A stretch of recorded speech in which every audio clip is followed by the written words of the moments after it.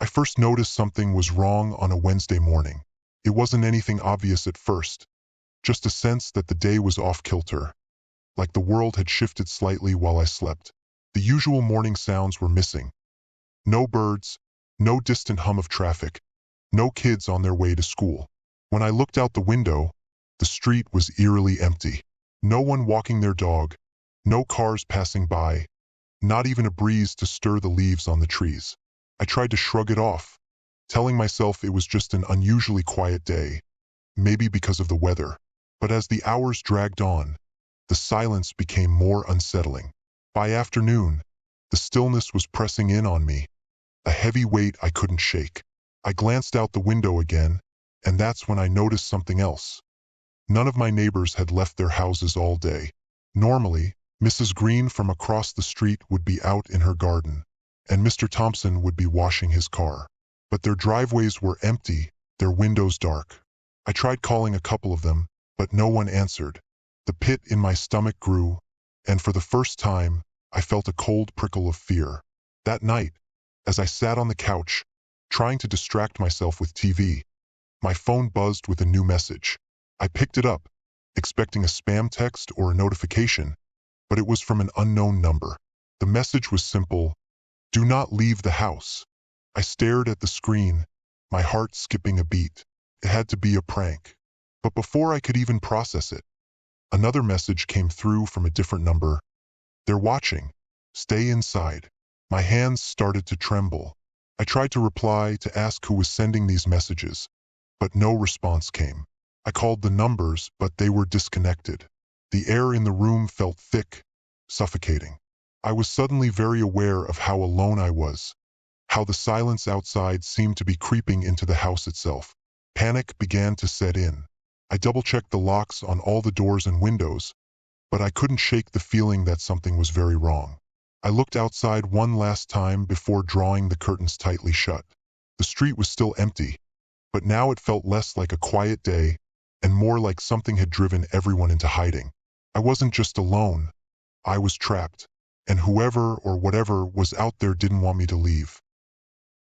The next morning, after a restless night filled with nightmares I couldn't quite remember, I decided I had to get out of the house. The strange messages and the oppressive silence were gnawing at my sanity, and I needed to clear my head. Maybe a quick walk would do the trick. Get some fresh air, shake off the lingering unease that had settled deep in my bones. I grabbed my keys and headed for the front door, my heart pounding for reasons I couldn't fully understand. As I reached for the doorknob, a sudden wave of dread washed over me, but I pushed it aside, telling myself I was being ridiculous. I twisted the knob and pulled the door open, taking a deep breath as I stepped outside. But I couldn't move. It was like I had walked into a wall of thick, invisible gel. The air in front of me had solidified, pressing against my body with an unyielding force. I pushed harder, leaning my weight into it, but the barrier didn't budge. My hands scrambled against the invisible wall, but there was nothing to grab onto. Just a smooth, solid force that seemed to stretch in every direction. Panic surged through me. I stepped back, heart racing, and tried again, this time with more force. But it was useless. I was trapped, confined within the boundaries of my own home by something I couldn't see or understand. I staggered back inside, slamming the door shut behind me as if that would somehow make a difference. My mind was reeling, grasping for any logical explanation, but there was none. I grabbed my phone and dialed the first neighbor that came to mind, Mr. Thompson. He picked up after a few rings, his voice trembling. "Have you tried leaving?" I asked, my voice shaking as much as his.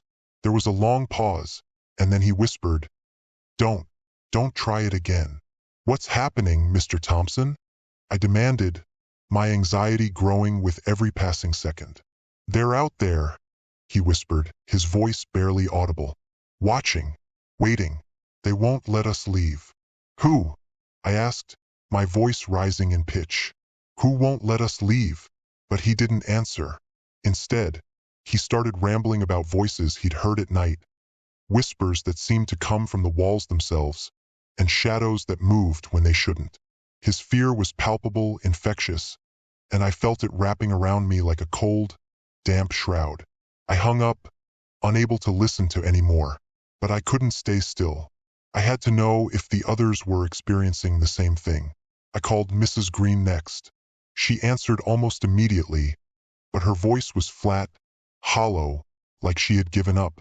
"They're inside the house now," she said, without any greeting. "I see them in the corners of my eyes, but when I turn, they're gone. They whisper to me at night, telling me things I don't want to hear." "What do they say?" I asked, but deep down I didn't really want to know. "They say we're never leaving," she replied, her voice cracking with despair. "They say they're just getting started." I felt sick, the walls of my house suddenly feeling too close, too suffocating. I could hear my own breath, fast and shallow, as if the air was being slowly sucked out of the room. The invisible barrier outside was one thing, but now it felt like something much worse was inside with me, closing in. I wanted to scream, to break down the door and run, but I knew it was pointless. Whatever was out there or in here had me cornered, and they weren't going to let me go. That night, I lay in bed, staring at the ceiling, my mind racing with the fear and confusion that had gripped me all day. The house was silent, the kind of silence that isn't peaceful but oppressive, as if the very air was waiting for something to happen. I tried to convince myself that I was imagining things, that the stress of the situation was getting to me. But deep down, I knew something was wrong, terribly wrong. The first sound came just after midnight, a soft, almost imperceptible creak, like someone slowly shifting their weight on the floorboards just outside my bedroom door. I held my breath, listening, my heart pounding in my ears. The noise came again, closer this time, like hesitant footsteps moving toward me. I sat up in bed, my eyes straining to see in the darkness. "Hello," I whispered, my voice trembling. There was no answer, just the steady creak of footsteps, now pacing back and forth outside my door. I reached for the lamp on my bedside table, my hands shaking so badly I almost knocked it over. The light flickered on, casting a weak, yellow glow around the room, but the footsteps didn't stop. I forced myself out of bed, every nerve in my body screaming at me to stay put. Slowly, I approached the door, the footsteps still moving on the other side. My hand hovered over the doorknob, my heart hammering in my chest. I didn't want to open it. I was terrified of what might be waiting for me, but I had to know. I had to see. I flung the door open, the light from my bedroom spilling into the hallway. It was empty. The footsteps stopped instantly, as if whoever or whatever had been pacing there had vanished the moment the door opened. I stepped into the hallway, my skin crawling with the feeling that I was being watched. "Is someone there?" I called out, my voice echoing in the quiet. Silence. My eyes darted around, searching the shadows, but there was nothing, no one. I stood there, frozen, listening for any sign of movement, but the house had gone dead quiet again. I was about to turn back when I noticed something on the floor, a small object glinting in the dim light. I bent down and picked it up, a key, one I didn't recognize. How had it gotten there? My mind raced, trying to piece together what was happening. But there were no answers, only more questions. I returned to my room, shutting the door behind me and locking it for good measure. As I lay back down, I tried to calm myself, but sleep wouldn't come. Every time I closed my eyes, I imagined those footsteps starting up again, closer this time, right outside my door. Hours passed in a torturous blur, my mind playing tricks on me, every creak of the house making my heart skip a beat. And then, just as I began to drift into a restless sleep, I heard it, whispers soft and insidious, coming from somewhere in the room. I shot up in bed, my eyes wide with terror. The whispers were low, like a conversation just below the threshold of understanding.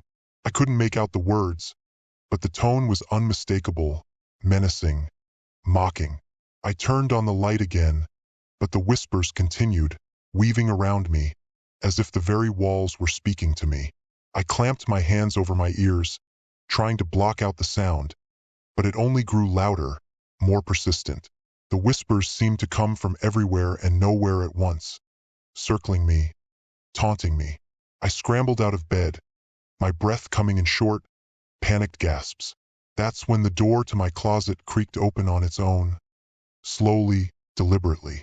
I stared at it, paralyzed with fear, as a dark shadow began to spill out from inside, creeping across the floor toward me.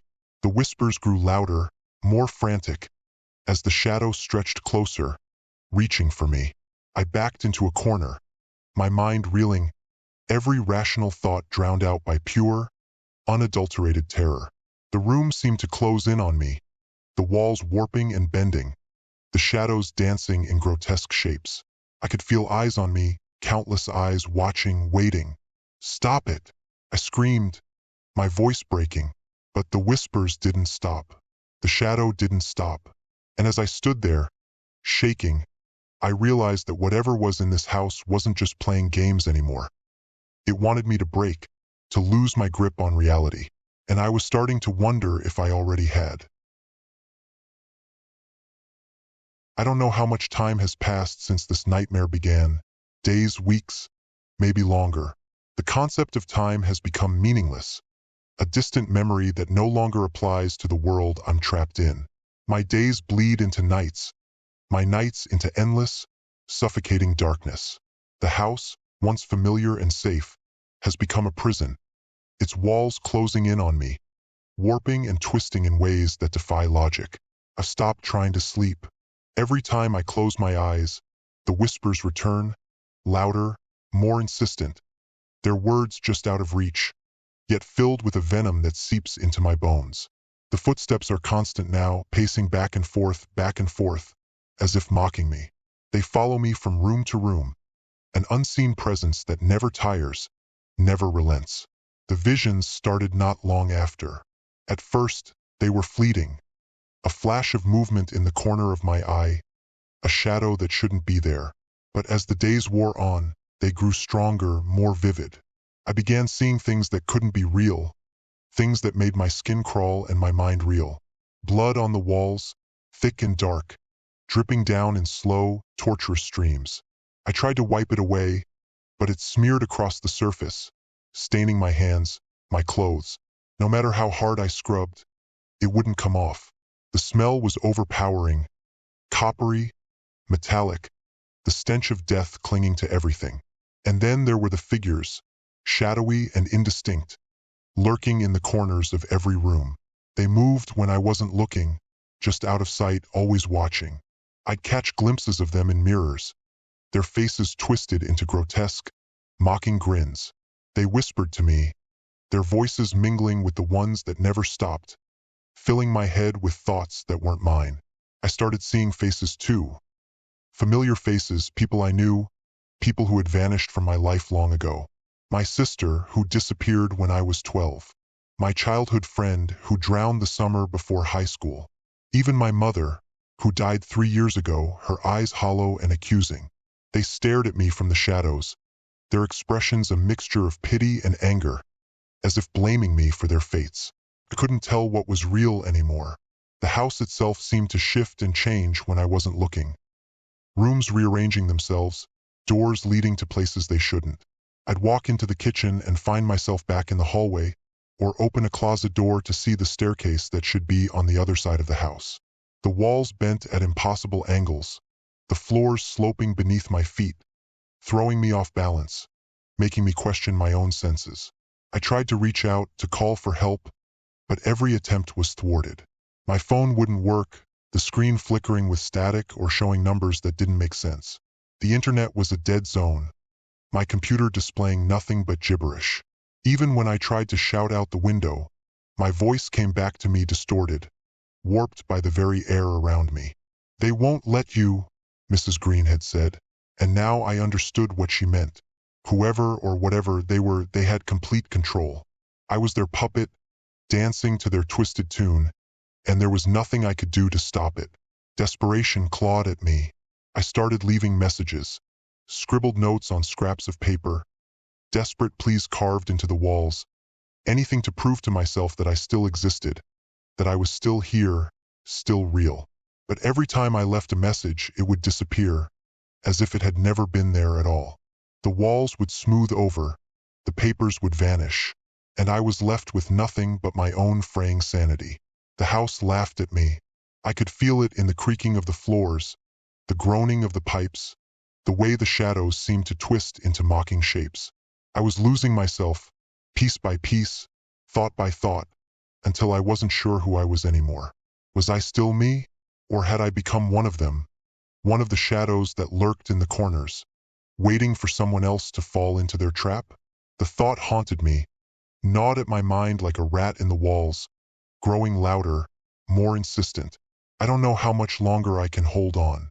The line between reality and nightmare has blurred beyond recognition, and I'm teetering on the edge of a void I can't escape. The whispers are louder now, the shadows closer, their eyes glowing with malevolent glee. They're waiting for me to break, and I'm not sure how much longer I can resist. Desperation has a way of sharpening the mind, pushing it past the point of fear into a kind of frantic clarity. I knew that if I didn't find out what was happening, why this was happening, there would be nothing left of me but a hollow shell, consumed by the madness that had taken over my life. With every last shred of sanity, I began to dig, searching for answers in the only place I hadn't yet looked, the past. I tore through the house, looking for anything that might hold a clue, something I'd missed before. Drawers were emptied, closets ransacked, the floors littered with papers and old boxes. In the attic, buried beneath decades of dust and forgotten memories, I found what I was looking for. A stack of old newspapers, brittle with age, and a box filled with documents. Deeds, letters, records of the neighborhood from long before I ever moved in.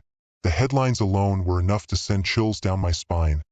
Mysterious disappearances plague suburban community. Entire family vanishes without a trace. Authorities baffled by spate of unexplained events. The dates spanned decades, each article a grim reminder of the horrors that had taken place here, right where I was standing. As I read through the stories, a pattern began to emerge. A history of people just like me, who had moved into this neighborhood with dreams of a quiet, peaceful life, only to be swallowed whole by something far beyond their understanding. They all described the same things. The silence, the strange occurrences, the creeping dread that something was terribly, horribly wrong. And then, one by one, they simply vanished, as if they had never existed at all.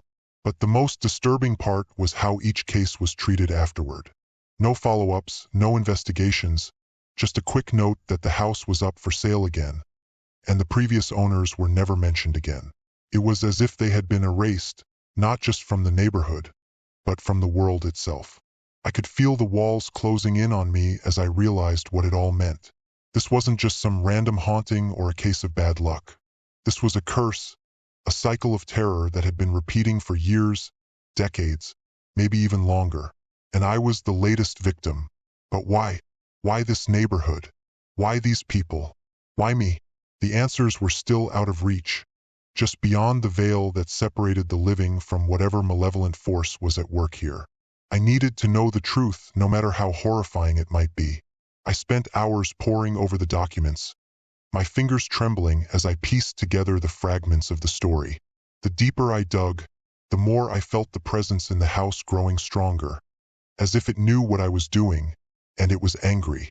The whispers became screams, the shadows more aggressive, lunging at me from the corners of my vision, only to vanish when I turned to face them.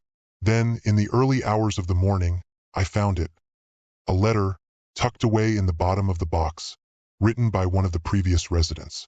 It was dated nearly 30 years ago. The ink faded, the paper yellowed with age. But the words were clear, etched with a desperation I knew all too well. "They are not what they seem," it began. "They feed on us, on our fear, on our despair. They twist reality, make us question our own minds, until we are nothing but broken fragments of who we once were. And then they take us, body and soul, and we are gone." My blood ran cold as I read the final lines. There is no escape. We are all doomed to the same fate. But if you are reading this, it means they haven't taken you yet. You must leave now before it's too late. Don't let them trap you like they trapped us. Don't let them erase you. My heart pounded in my chest as I realized the truth. I was never going to leave this place. Not alive, anyway. I was the next in a long line of victims. A pawn in a game played by something far older, far more powerful than I could ever comprehend. The entity had been manipulating everything from the start. My thoughts, my perceptions, even the very fabric of reality around me. I looked around the room, the shadows now longer, darker, more solid than they had ever been. I could feel them closing in, the whispers rising to a deafening roar, a cacophony of voices that threatened to drown out my very thoughts. I was losing myself, slipping into the void they had created for me, and there was nothing I could do to stop it. Then, as if on cue, they appeared, the true nature of them revealed at last. Shadowy figures, no longer just glimpses or tricks of the light, but fully formed, malevolent beings that oozed malice and hunger. Their faces were voids, their eyes endless black pits that seemed to swallow the light. They reached out for me, their hands stretching impossibly long, their whispers now words, clear and commanding. "You belong to us," they hissed, their voices dripping with dark satisfaction. "You always have." I tried to scream, to run, but my body wouldn't obey. The air grew thick, pressing in on me from all sides, suffocating me as the shadows wrapped around me, pulling me into their embrace. The last thing I saw before the darkness claimed me was the room melting away, the walls, the floor, everything dissolving into nothingness. And then silence. I don't know where I am now. I don't even know if I'm still alive. But I do know one thing, they were right. There is no escape, no freedom, no hope. I am trapped in this endless cycle of terror, just another lost soul in a place where time and reality mean nothing.